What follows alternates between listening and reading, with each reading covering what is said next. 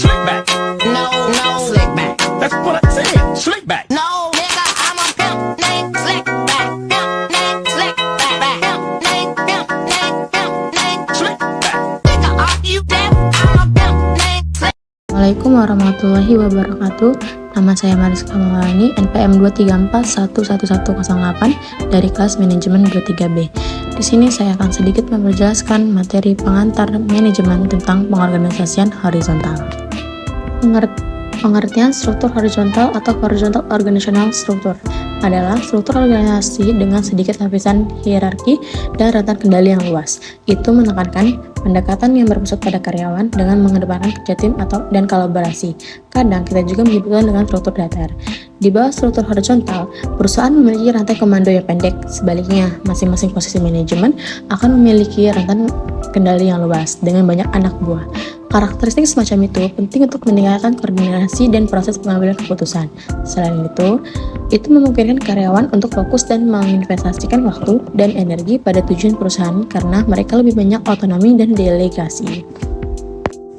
Manfaat: memanfaatkan sumber daya secara optimal, perusahaan menekankan struktur lintas fungsional.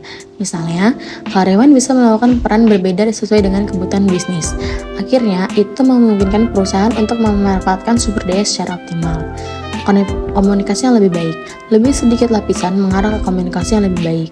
Selain lebih cepat sampai kepada orang yang dituju, informasi lebih kecil memungkinkan distribusi. Sebaliknya, lebih banyak lapisan membuat informasi lebih mungkin terdistorsi selama melalui lapisan tersebut melalui pesan tidak efektif. Keputusan lebih cepat. Manajemen lebih cepat mengambil keputusan dan mengimplementasikan karena melalui lapisan manajerial yang lebih sedikit, itu membuat perusahaan responsif terhadap perubahan lingkungan bisnis. Memperdayakan karyawan.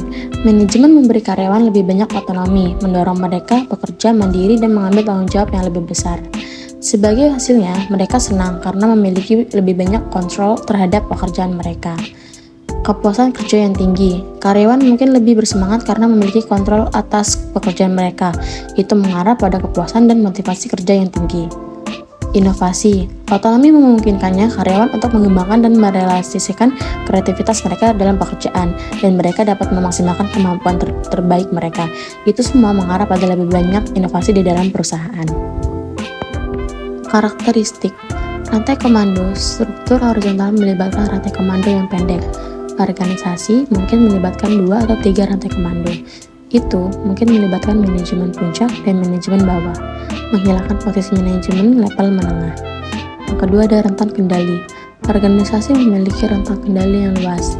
Masing-masing posisi manajerial mengendalikan area atau kelompok yang luas. Singkat cerita, mereka mengawasi banyak bawahan. Yang ketiga ada otonomi. Manajer memberikan keleluasan kepada karyawan untuk mengatur dan mengontrol area mereka. Mereka memiliki kebebasan dan kemandirian untuk menjalankan peran dan tanggung jawab. Delegasi. Manajer atas memberdayakan karyawan untuk berkontribusi dalam pengambilan keputusan. Jadi, manajer bawah memiliki wewenang untuk membuat keputusan bisnis dengan sedikit atau tanpa keterlibatan dari atas. Kerja tim dan kolaborasi.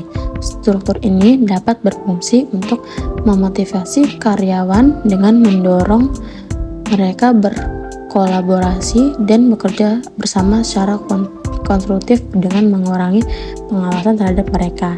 Sebaliknya, tim kerja kolaboratif menjadi metode untuk mengawasi karyawan. Yang terakhir ada birokrasi. Struktur horizontal kurang birokratis di mana organisasi memiliki sedikit lapisan manajerial dan kurang menekankan pada kepatuhan kaku terhadap aturan dan prosedur. Sekian sedikit materi yang dapat saya sampaikan. Saya Mariska Maulani, terima kasih. Wassalamualaikum warahmatullahi wabarakatuh.